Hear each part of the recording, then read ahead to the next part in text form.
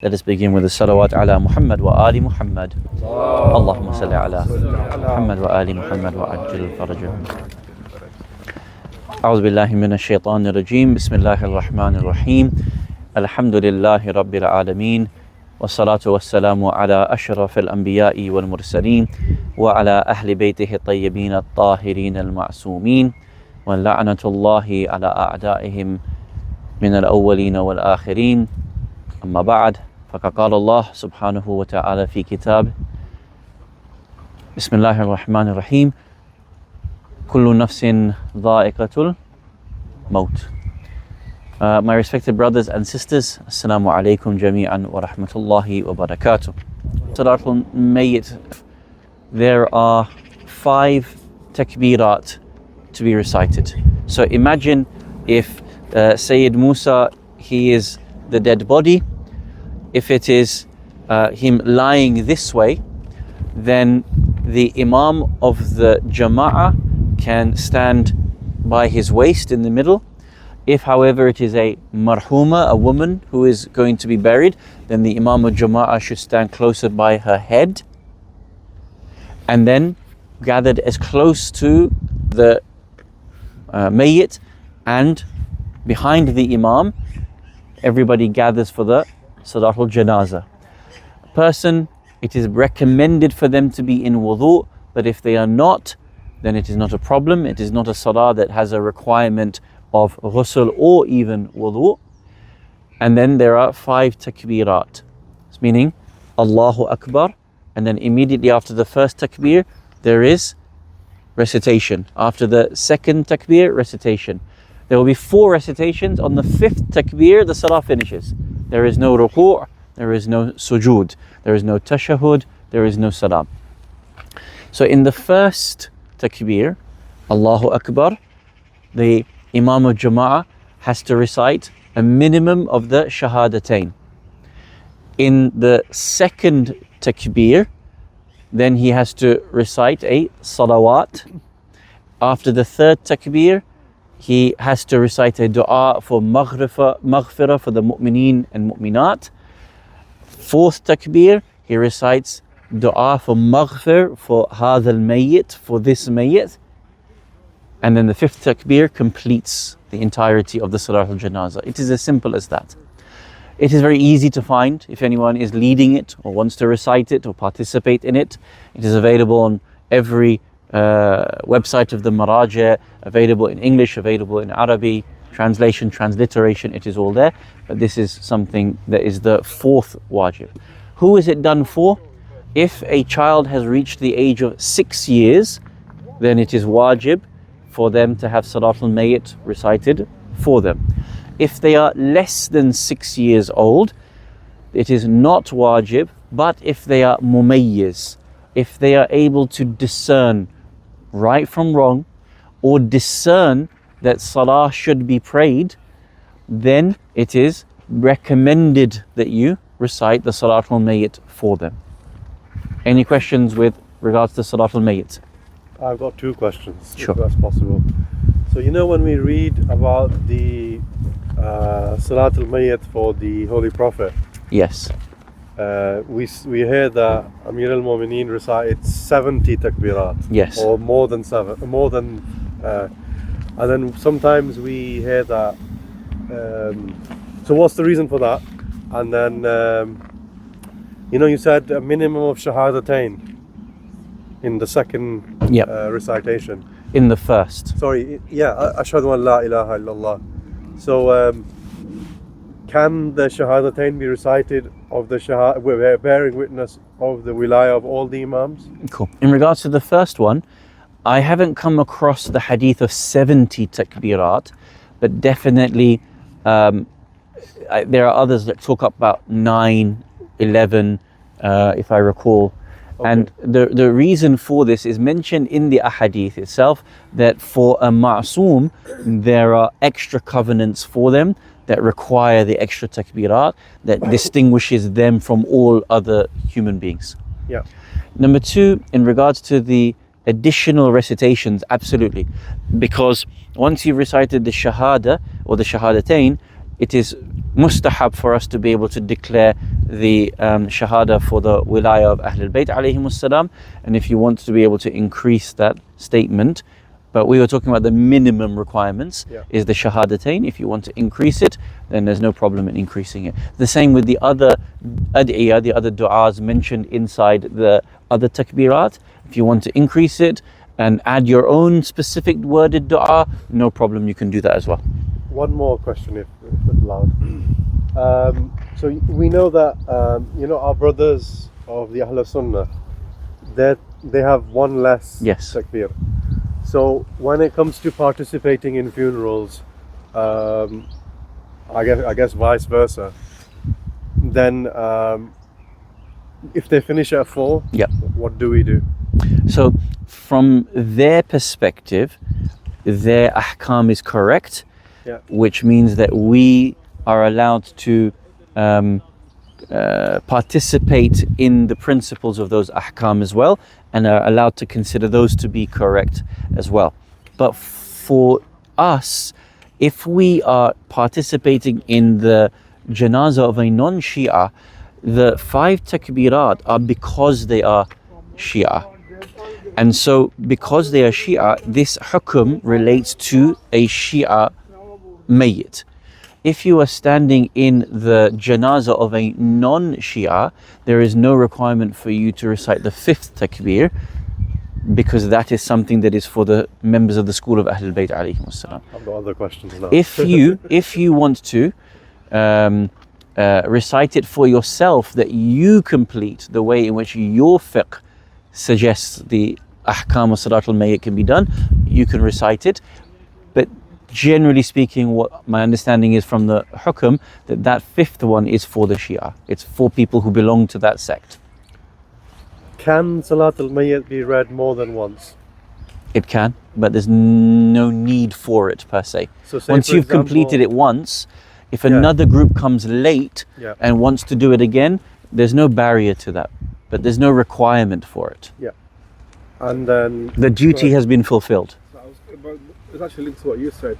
So saying if somebody's buried in Pakistan and we've got like a live link to the Salah, does a Mulana have to read it here? No. Or can we just listen to the person? You can just read it. You can listen to it on the phone. It has to be in Arabic, and it has to be kept in the tartib as well. Right.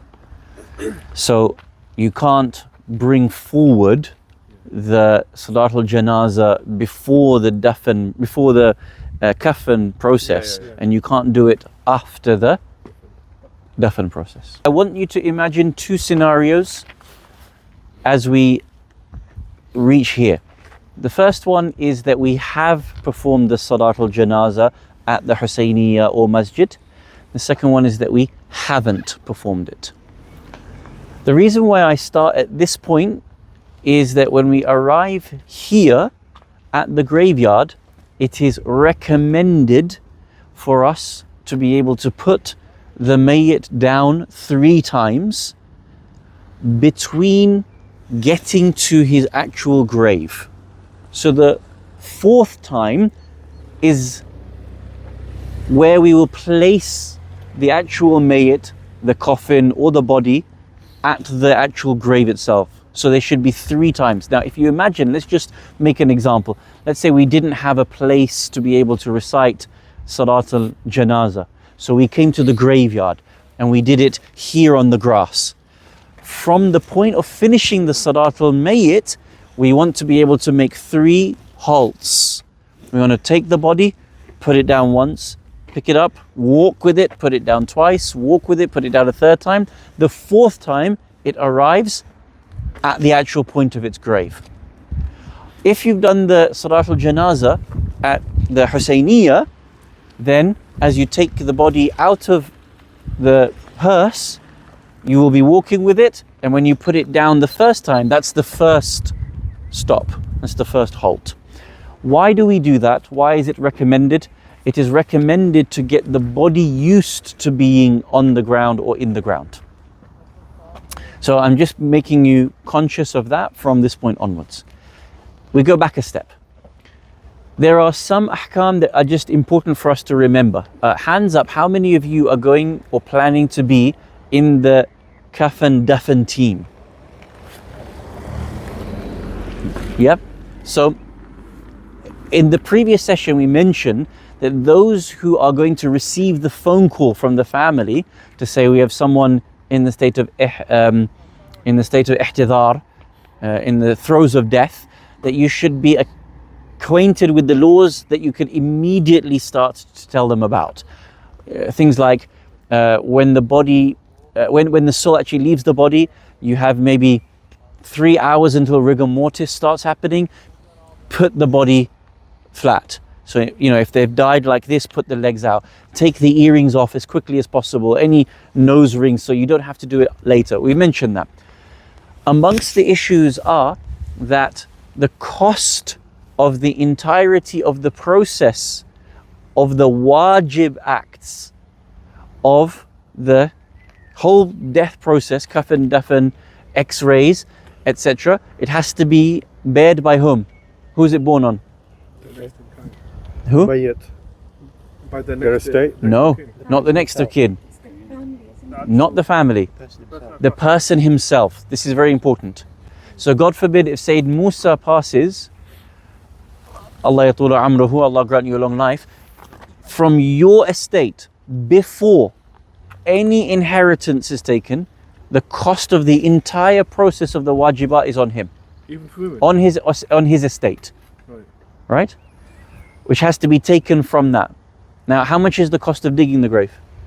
The total thing is about 3,000 to 2,500 to 3,000 pounds. So if it means selling his properties, raising the money from his belongings, so be it. Whatever needs to be done, that has to be deducted at first point. So it should be on him. So at this point, that's a wajib to take into consideration. The costs that are being... Now, sometimes we do a lot of extra stuff, right? Let's say we get a really fancy headstone. That's not on him. The minimum requirement is for his grave to be at a certain height, for it to be marked in a certain way, that is known that this is who he is, that this it's his right to be known where he's buried, and so on and so forth.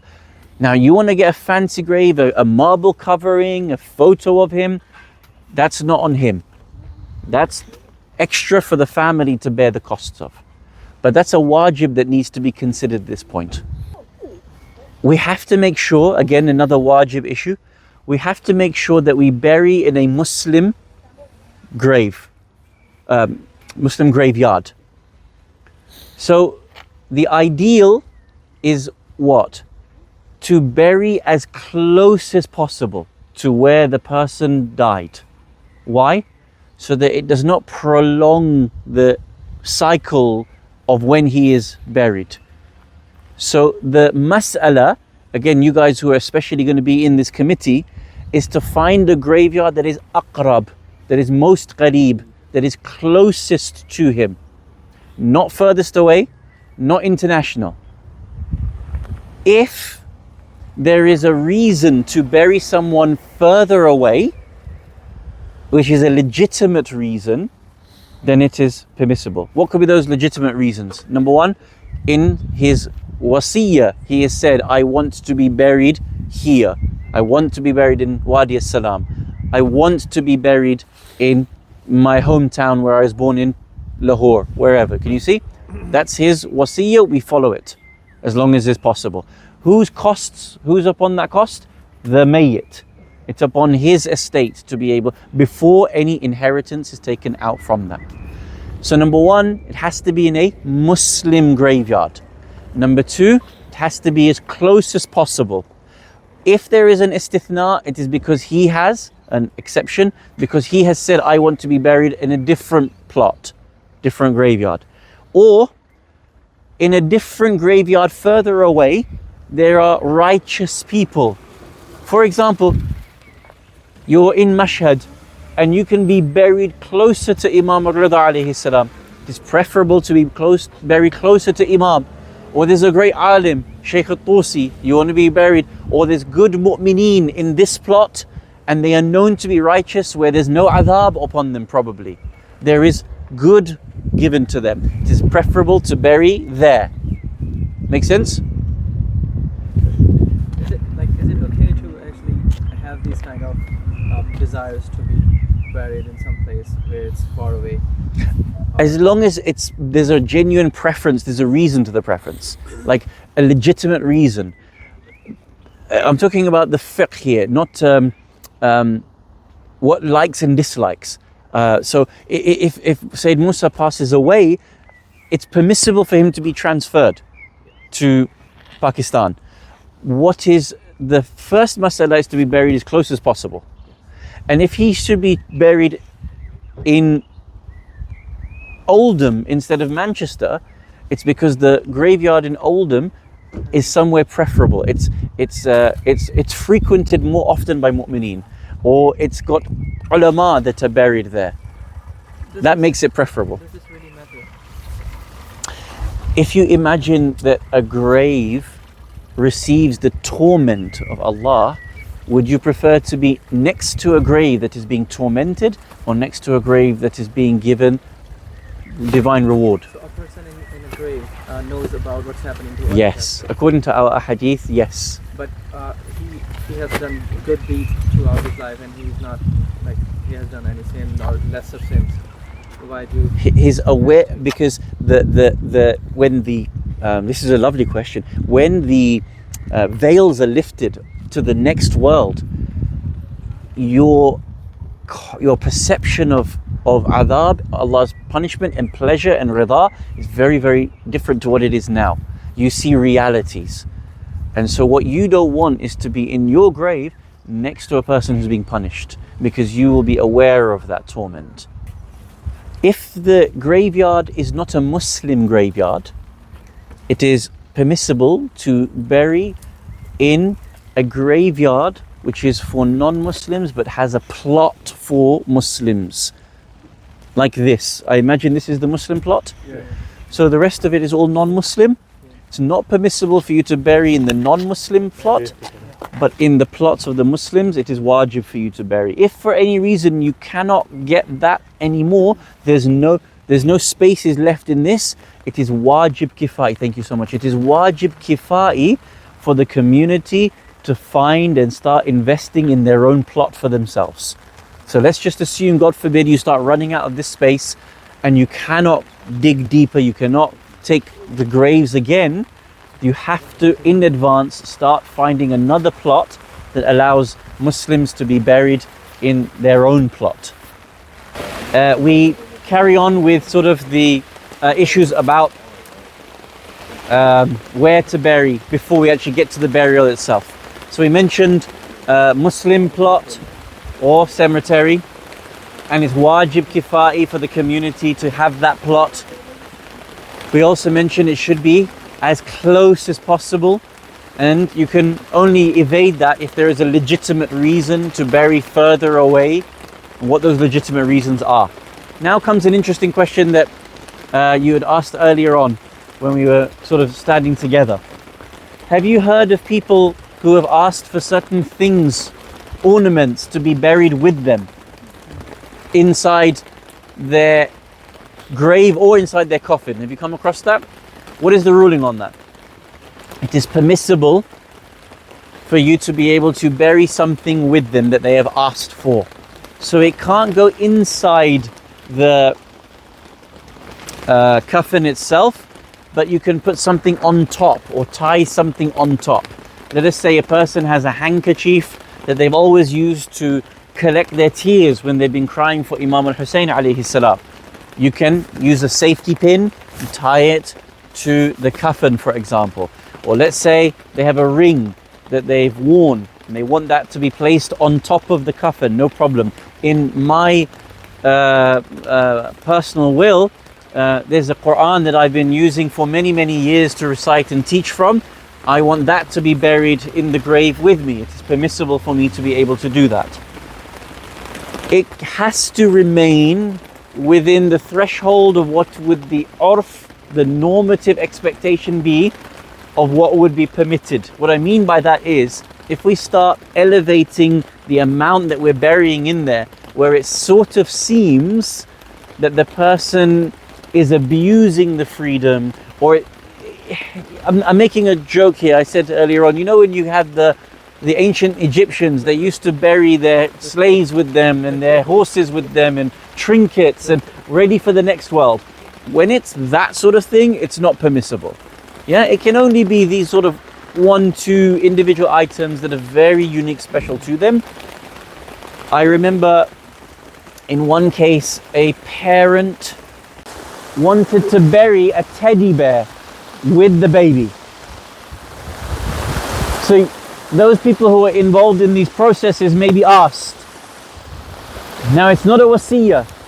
The child doesn't ask, a 2-year-old, a 1-year-old doesn't ask for their favorite teddy to be buried with them.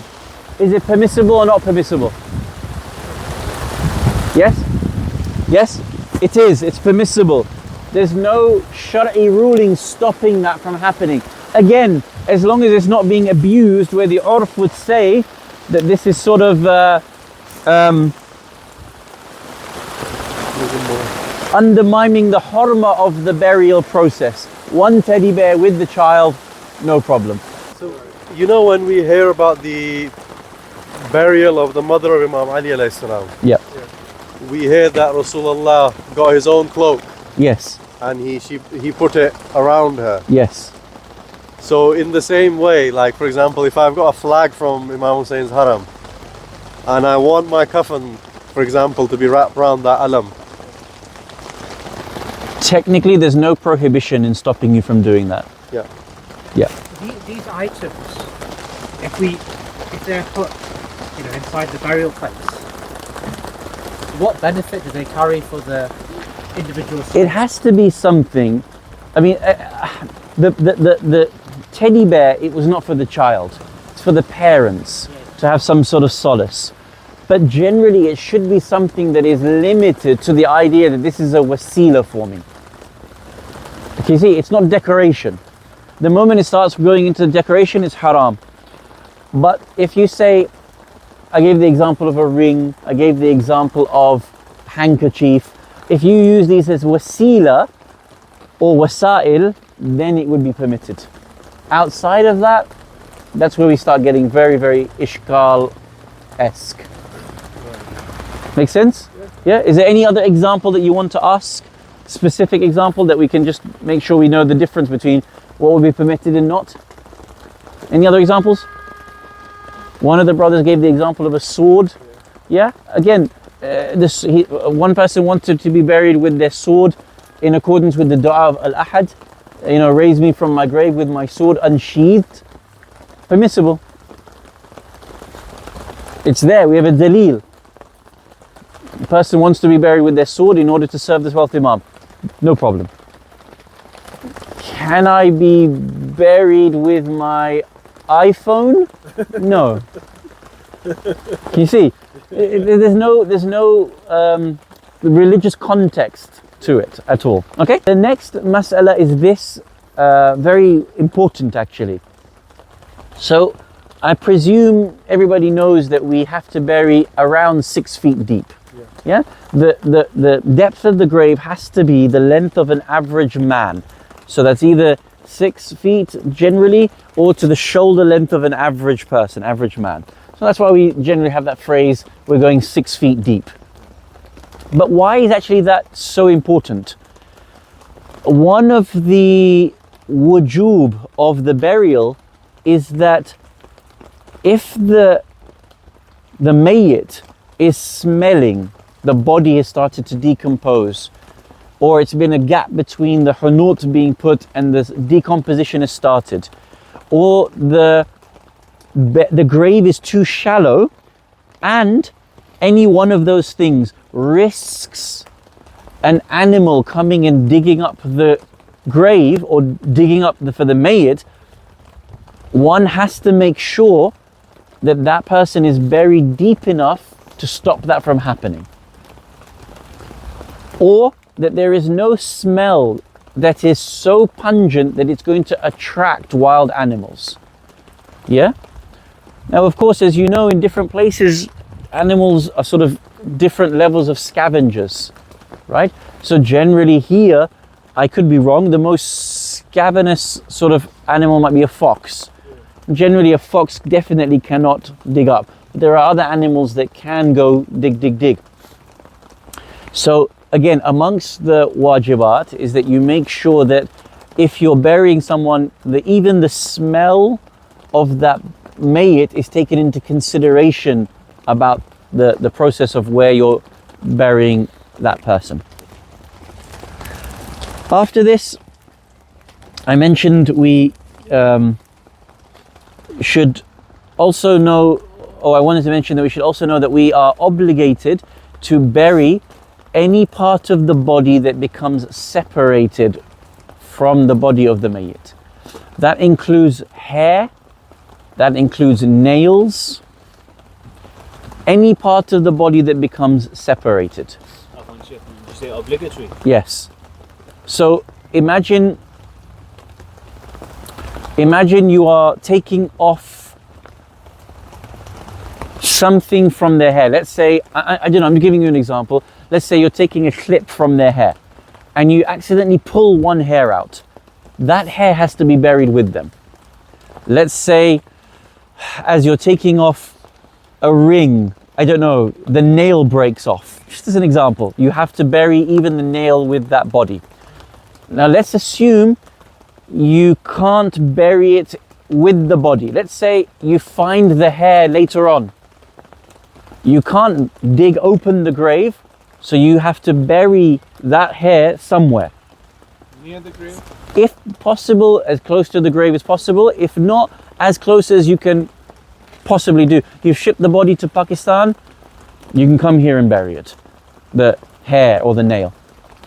So when we were doing like ghusl, we want to make sure like if any hair comes out of it, we need to keep it. Exactly. It might be that due to some illness, parts of the hair is easier to come off. Someone's gone through, I don't know, chemotherapy, someone has alopecia, just as an example, and it's easier to pull off, and by accident it comes off.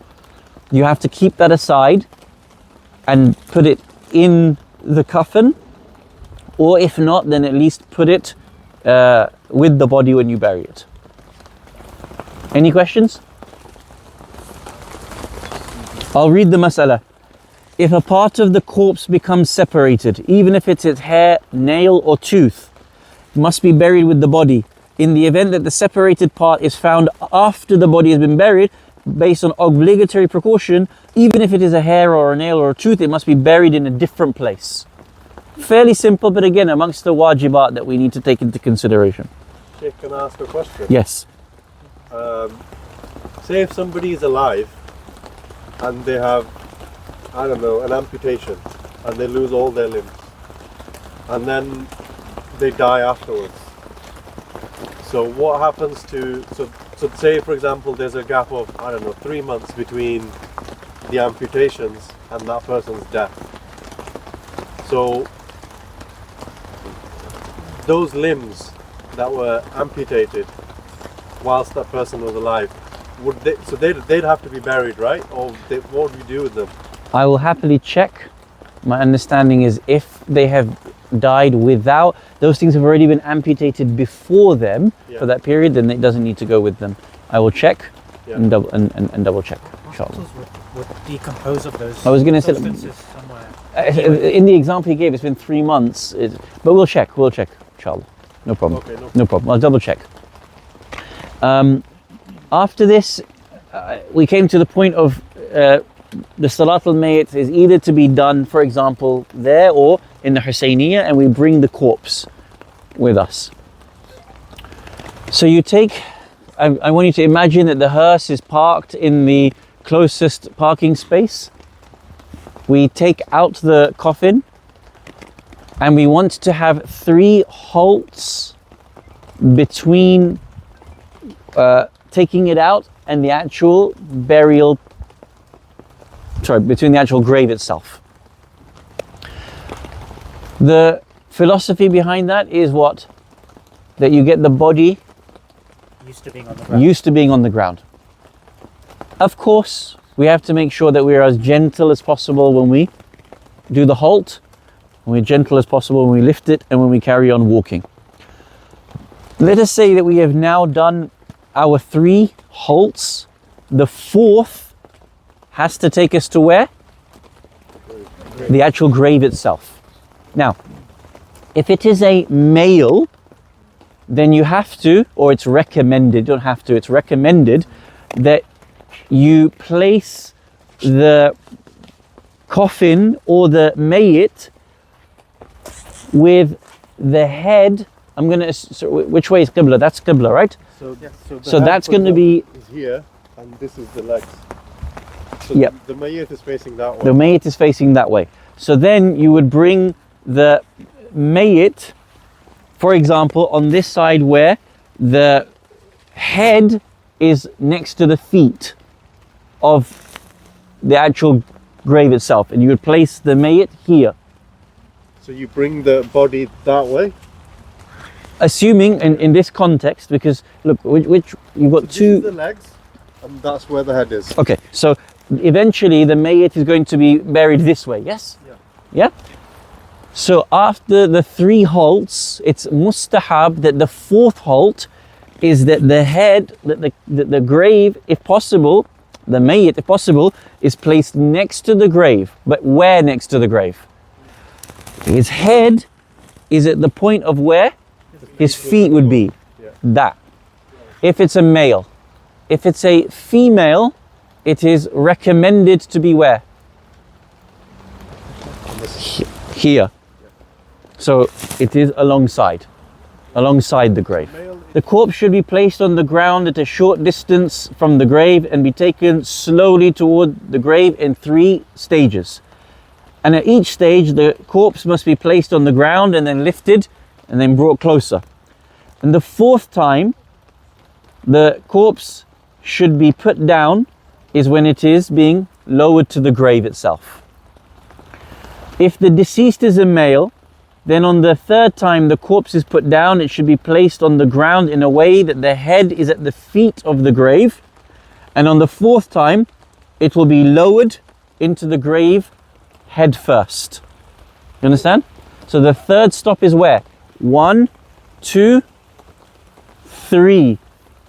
And then the 4th time it's being moved is where? Into the grave itself. Yeah? If the deceased is a female, then on the 3rd time the corpse is put down, it should be placed at the side of the grave facing Qibla and then lowered into the grave sideways. Can you see the difference? Very minor, but again, it's a mustahab. For whatever reason, it is mentioned that that's the way it should be done. Now here is an important point. If it is a female, then as you are lowering the body into the grave, it is recommended to put a cloth or a cover over that person. Why? In order to protect the hurma and the hijab of that person. Often we bury the body itself directly, and sometimes we bury with the coffin, with the coffin. So many K's and F's. Coffin. We have to bury in the coffin. Even then, because the body is covered by the coffin, it is still a mustahab that you cover with a cloth as you are lowering the female body into the grave itself. Okay, let's imagine now the body is being, is either at that point, the 3rd stop is that the male is here, or for example, the female is here facing towards Qibla. Do you want us to open? It's okay, we're under, more people are under the shade here. If this lovely marhum, Rabina Farooq, may Allah bless her, gives us permission to stand by her grave, inshallah, and practice this. We need to start preparing the body to be lowered into the grave itself. The marhuma is this way, the marhum is that way. Amongst the recommendations is for us to put soil underneath the cheek and underneath the head in such a way that it's sort of like a pillow. So this now would require us to start, if we haven't already, turning the body. In fact, with the Salat al-Mayyit, it should be that the body is on its right hand side. But you can imagine that when you're lifting the body, you're placing it in the hearse, a lot of them will turn the body back on its back. Now this is again one of the most important wajibat, that the body, once it's in the grave, has to face where? Qibla. The face has to face Qibla, and you've turned the body on its right hand side, on its shoulder, and it's facing towards the Qibla, which I understand is this way. Now, I was raising this question with the brothers. In many burials that I have been to, there's not space to go into the grave. What they do is that they will have two pieces of very thick cloth, one there, and they'll put the casket on top, and then they will start to lower the casket inside the grave. Have you seen those burials?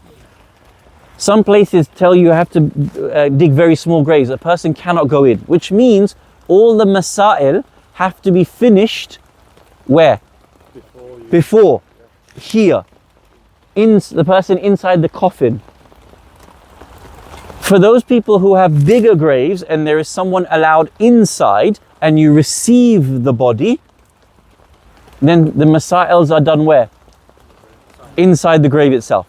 So this is an important distinguishment depending on what your own circumstances at the graveyard is, how much space is given to you, and so on and so forth. So again, imagine male is here, female is there. We now have to do the following. We have to open the ties of the outer coffin. So there's normally going to be 3 ties. If you remember, where are they? Yeah. Feet, head, and one holding the whole coffin over the top. Do you remember that? So at this point, we open those, and then we get the mud and we sort of make it into a small pillow, small round shape. We start to shift the body on its right, and we place under its cheek and place under its head, such that it's a pillow, such that the head is now touching the earth. And then we leave that open. We leave the last layer of the coffin slightly open. You said you undo all 3 ties. Undo all 3 ties of that last cloth and place the mud inside underneath the cheek and underneath the head as a pillow, so to speak. If you are able to do it inside the grave, you do it inside the grave. If you are unable to do it, then you have to do it here. What has to be recited? The talqeen. How is the talqeen done? Cross your hand. Right, yeah, you can cross your hand. Right hand on right shoulder and left hand on the left shoulder. And then there is the dua of the talqeen to be recited. You know, like the cross. Yeah, yeah, cross. My hands are like... Hand would be on the right. Yes, right on right. On left, yeah. Sorry, yeah, because I'm holding this. And then you have to recite the talqeen. Isma' ifham ya fulan bin fulan, or Isma'i ifhami ya fulana bint fulan. It is permissible for you to say the name. Sayyid, what's your dear father's? So I would say Isma' ifham ya Sayyid Musa ibn Sayyid Zulfiqar Ali. And then give him the Sheikh. And recite the rest of the talqeen. It's also permissible that I don't say his name. I just say Isma' ifham ya fulan ibn fulan. Permissible for you to do both. If you don't know the name of... Even if you don't, there's no requirement. The dua says fulan bin fulan or fulana bin fulana, so there's no requirement for you to say the actual mayyit's name. You might not know it. You might not know it, and if you do know it, you still don't have to say it. So now the talqeen has been recited. Either we're inside the grave or we're still aside at the top. If we're at the top and we now are doing the 4th wuquf, we're now putting the body, which has been laid here, or putting the body that is laid here, down into the grave. If it is a male, then of course males can touch the body. If it is a female body that is going to be lowered, it should be a mahram that is going to receive the body inside the grave, hold the body and gently place it down. In the absence of a mahram, then it should be a family member, relative. In the absence of a family member or relative, then of course anyone can do it as you go further and further outside the family. What if it's a lady What's a lady, what, sorry? lowering? Can she go? What do you mean? So instead of a man, can it not be a woman who helps? Yeah.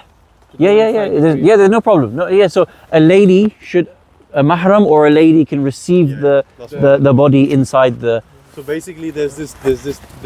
I bet it's a cultural thing that women can't be involved in the burial. No prohibition, no. So the reason why there is a kiraha on women being at the grave when the body is being buried is that, especially in the Arab culture, it was encouraged to wail loudly. But wailing loudly draws attention to yourself.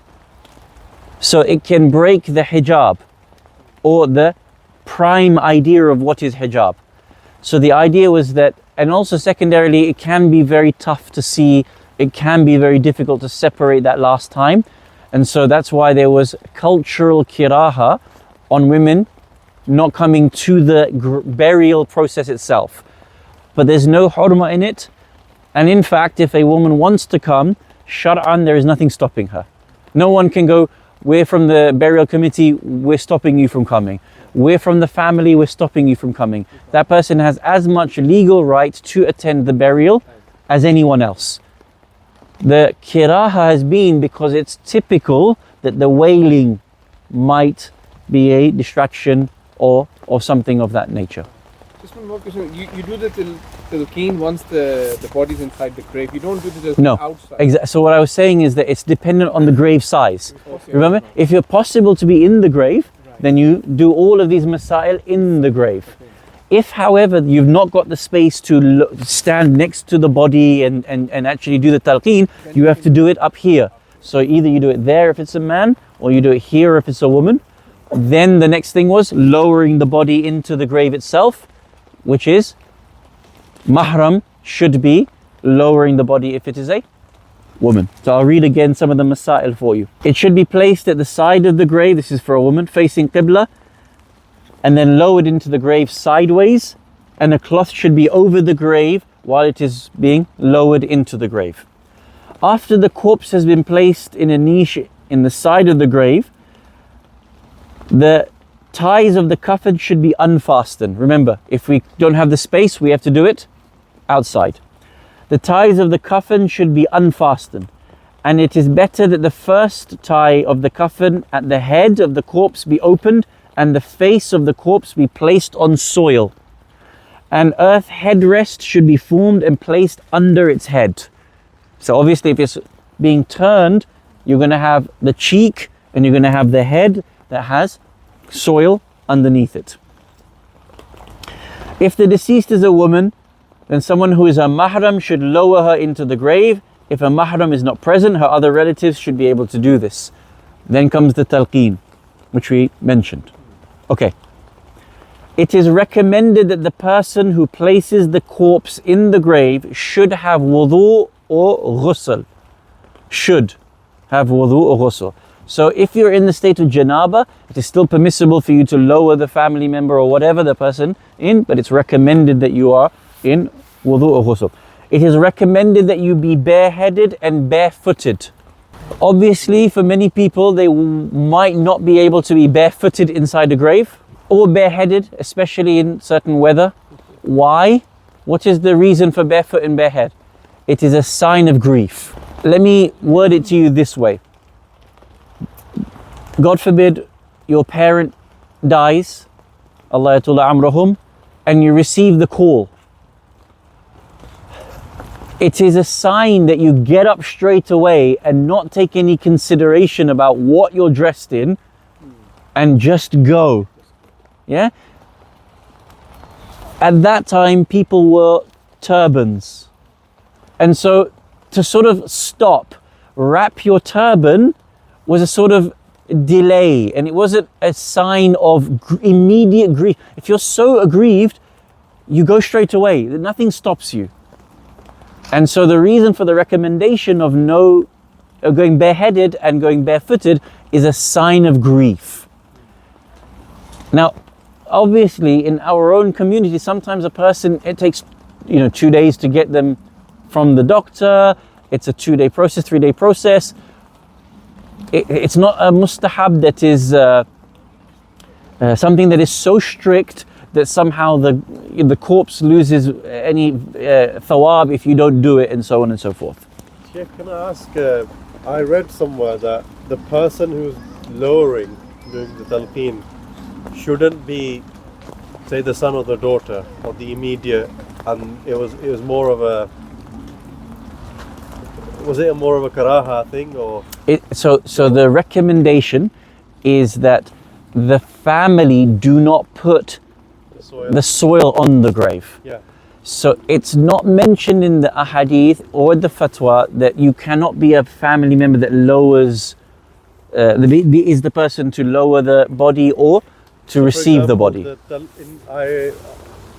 So the talqeen is recited by the guardian, the wali of the mayyit, so for example, or someone that the mayyit has identified in the wasiyah. I want Sayyid Musa to recite my talqeen. okay. What about the children, like son, the eldest son? The eldest son is the wali. The eldest son is usually the wali, or the husband. Sorry, the husband may be the wali. The father may be the wali. The grandfather on the paternal side may be the wali. The son may be the wali. And in the absence of these, yes, the mother can be the guardian of a child. It's recommended that the first duty, it falls upon the wali. Falls upon the wali to recite the talqeen, or the person who's been identified in his wasiyah. I want this person to recite my salatul janazah. I want this person to recite my talqeen. Then the wali is discharged from the duty, or you ask the wali and say, I was nominated by the mayyit. Do you mind if I take over this duty? No problem. He asked for it. Go ahead. In the absence of one of these two people, the wali or the person nominated, then anyone can do it. So that's where the cultural kiraha comes from. That it's not it's mentioned that the family members don't put the soil on the body or don't put the soil on the coffin. And that's why people say don't. The community does it, but in the mas'ala, yeah, it is not stated that someone who receives the body inside the grave cannot be a family member. So that's answering your question, I hope. It's specifically your question. It's a it's cultural not, thing. because the thing is, I had read that, say for example, a father had died, the person receiving the body should not be his son, because it's karaha, because basically it's so hard on the son in terms of the... That may be true, but that is not mentioned as a kiraha in the fatawa of the maraji'. That's what I'm saying, the distinction. It is mentioned in the fatawa, kiraha of family members putting the soil over the body, Okay. but it's not mentioned that they shouldn't be the ones to receive the body in the grave. Sheikh, about carrying the coffin? No problem, they can carry the problem. There's the coffin, there's no recommendation against doing that. It is recommended that the person who places the corpse in the grave should have wudu or ghusl, be bareheaded and barefooted, and climb out of the grave from the feet side. Why from the feet side? Respectful. God forbid if they tumble onto the feet and not onto the head. Persons other than the relatives of the deceased should put the soil onto the grave with the back of their hands whilst reciting Inna Lillah wa Inna Ilayhi Raji'un. As you are putting the soil on the grave, it is recommended that the grave be four-sided, clearly denominated as 4 sides, so that a person knows where the grave starts and ends, and raised to the height of 4 fingers above the ground. That's a minimum. Again, the idea is what? that you know it's a grave, that you're not walking and falling over it. It is distinguishable enough to know that someone's buried here. You don't, once you know that someone's buried there, you make sure animals don't urinate there. You make sure it's protected. You sure there's hurma to it, so that it has to be at least 4 fingers above the ground, the amount of soil that has been put on it. After that, it is recommended to splash water over it. So for example, you go and get the jug from the tap, put water over it. It's permissible for the family members to do that. So it's makruh for the family members to put the soil on, but it's permitted for them to be the first ones to put the water on the grave. Why water on the grave? Water does 2 things. One, it actually starts to help lower the mud and start to clump the mud together. The mud will take maybe 3 days to settle. Obviously, if you've dug up a load of mud and then put it on, there's going to be huge gaps between mud, isn't there? Between clumps of mud. That needs to settle over the body. It is watered, so it helps that process, that the mud starts to. And then secondly, water is a sign of rahmah from Allah subhanahu wa ta'ala. So inshallah there is rahmah by virtue of that water being splashed over the grave. Those who are present should place their hands into the grave, spread their fingers, place them into the soil and recite Surah Al-Qadr 7 times. And then there is a specific dua to be recited for the maghfirah of the deceased. So I want to recap some of the most important parts, because there are things that are a lot of mustahabbat here and also a lot of wajibat. Things like has to be buried in a Muslim plot. Things like the cost of this has to be borne on the estate of the mayyit, him or herself. Wajib to make sure that the smell of the corpse would not attract animals that would dig up the corpse. Very deep enough to ensure that that doesn't happen. That's a wajib.